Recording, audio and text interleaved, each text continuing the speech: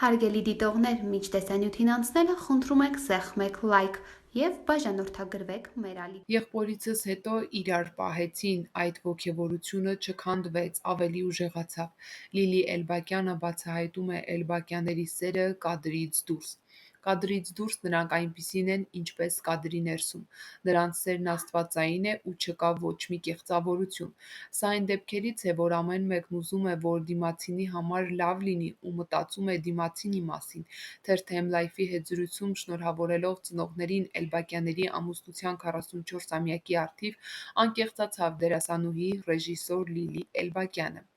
Երբ մայրս հիվանդացել էր, հայրս վերակենդանացման բաժանմունքում լաց էր լինում։ Մեծ կայացած մարդ էր, ես իրեն այդպիսին չէի տեսել։ Մաման իր միակ թուլությունն է ու միակ ուժը, իսկ մայրս մինչ այսօր հատուկ ժամը 3-ին տուն է գալիս, որ պապային կերակրի։ Ու սա անում է ոչ թե նրա համար, որ պարտավոր է, այլ որովհետև սիրում է։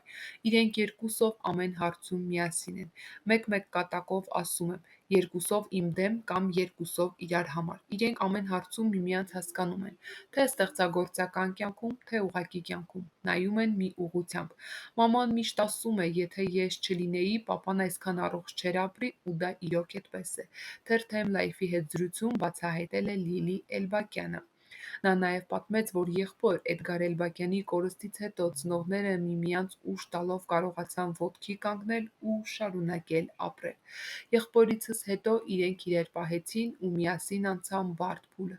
Ես զարմանում եմ նրանց ուժի վրա, որ այդ ոգևորությամբ չքանդվեցին, այլ ավելի ուժեղացան, անկեղծացել է զրուցակիցը։ Ավելի վաղ տեղեկացրել էինք, որ արտիստներ Աննա և Արմեն Էլբակյանները նշում են իրենց ամուսնության 44-ամյակը, զույգի ամուսնության 44 տարին է, 4-րդ ամիսը և ամսի 4-ը։ 4-ը նաև Էննա Էլբակյանի սիրելի թիվն է, որն ըստ Աստվածաշնչի նշանակում է հաստատում։ 2025-ից 1981 հավասար է 44 տարի սիրում եմ քեզ, իմ գեղեցկուհի։